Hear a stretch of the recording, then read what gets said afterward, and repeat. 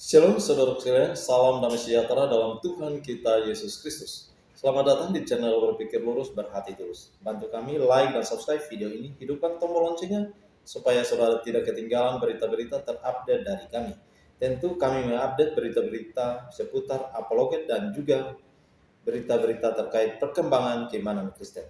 Nah, kali ini kita akan melihat sebuah pengajaran dari seorang ustadz besar yang selalu berceramah di mana-mana.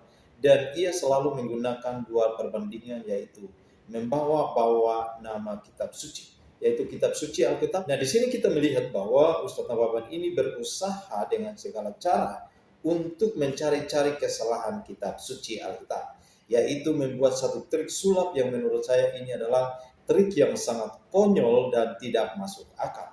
Mengapa saya mengatakan trik konyol dan tidak masuk akal? Karena sebelum Ustadz Nababan mencoba atau membuktikannya kepada saya dan semua orang, saya tidak percaya, sehingga saya menggunakan trik konyol dan tidak masuk akal, yaitu ia menyebutnya sebagai energi positif atau kitab suci yang punya kuasa dan kitab suci yang tidak punya kuasa.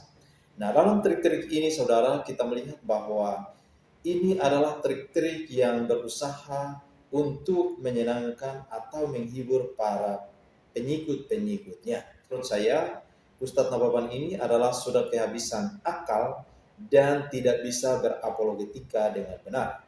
Sehingga ia menggunakan trik-trik ini untuk merendahkan kitab suci Alkitab. Nah, seperti apa yang dilakukan oleh Ustadz Nababan dalam ceramah-ceramahnya? Mari kita simak dulu video ini supaya kita mengerti apa yang dilakukan oleh Ustadz Nababan dalam ceramah-ceramahnya. Ini dia video. Yang benar. Coba abang tangan begini, lurus begini.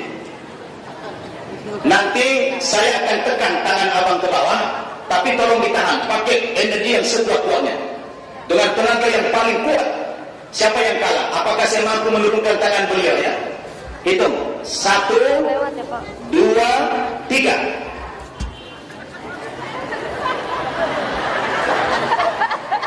Luar biasa tenaganya, hebat tenaganya. Kayaknya belum sarapan nih. Sekarang kita coba, apakah ketika beliau memegang Alkitab ini masih punya kekuatan seperti tadi? Kita lihat, coba pegang, ini ada sensornya nih Pak. Pegang tangan kanan, pegang gini, tangan kiri, ya, tangan kiri pegang gini, tangan kanan begini. Ya, seperti tadi lagi. Kalau tadi waktu masih kosong Bapak Ibu, energinya sangat kuat sekali. Tapi sekarang, ya, dan itu dia, ya. Sekarang begitu dia pegang, langsung hilang kekuatan beliau. Inilah salah satu keajaiban Islam itu. Buktikan. Seperti tadi Bang, jangan dikurangi ya. 1, 2, 3. Mana tenaga beliau? Mana tenaganya? Langsung hilang. Padahal saya tidak pakai tenaga. Ulang, sekali lagi. Ya. Pam, keluar ke tenaga semuanya. 1, 2, 3. Jangan. Ya. 1, 2, 3. Subhanallah. Sekarang pegang Quran. Pegang Al-Quran. Sama, ini sensornya ada juga. Seperti tadi, jangan ada yang dirubah. Abang lakukan lagi seperti tadi. Ya, 1, 2, 3.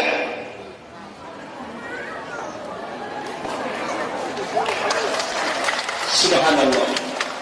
Apa yang? Ya. Subhanallah. Kenapa? Karena ini kebenaran. Allah berikan kekuatan yang luar biasa. Karena ini bukan kebenaran, langsung tidak ada energi sama sekali. Allah Akbar. Satu lagi, terima kasih Mas. Satu lagi beliau, coba. 3.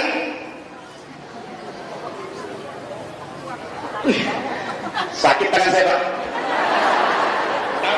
Sama ya. Sekarang beliau baca. Saran dari kecil. Sekarang dibaca satu ayat saja. Bebas yang mana membacanya? Bebas yang mana? Dia belajar tidak hanya kita. Ya, kata musuh, aku akan mengajar, akan mencari mereka, akan membagi-bagi jarak. Cukup. langsung hilang energi. Detek seperti itu, bang. Jangan ada dirubah lagi. Keluarkan tenaganya. 1, 2, 3. Lagi, Ustaz. Lagi. Oke. Tahan ya. Ya. 1, 2, 3. Iya. Hilang langsung. Coba baca Al-Fatihah. A'udzubillahi minasyaitonir rajim. Bismillahirrahmanirrahim. Alhamdulillahirabbil alamin arrahmanir rahim. Cukup. Tadi. Tahan lagi. 1, 2, 3.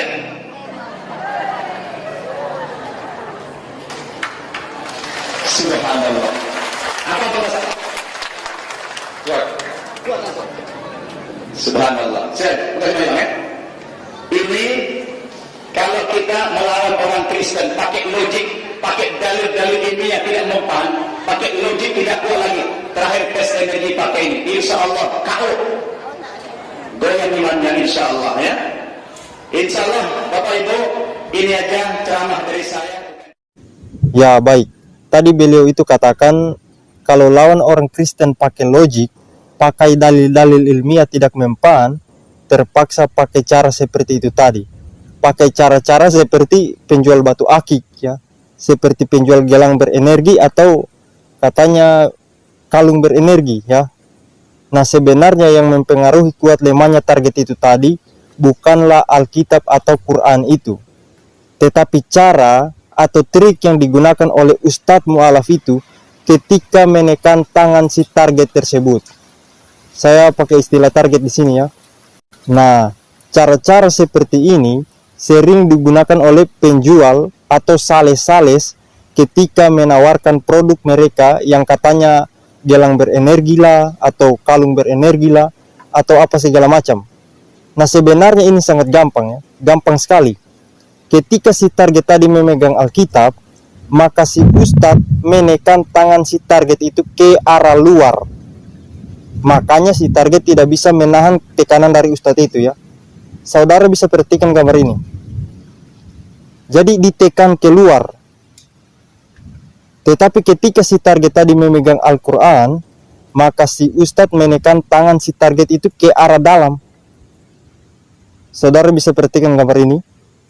Makanya kenapa ketika si Ustadz itu menekan tangan si target ketika memegang Quran, gayanya seperti ini.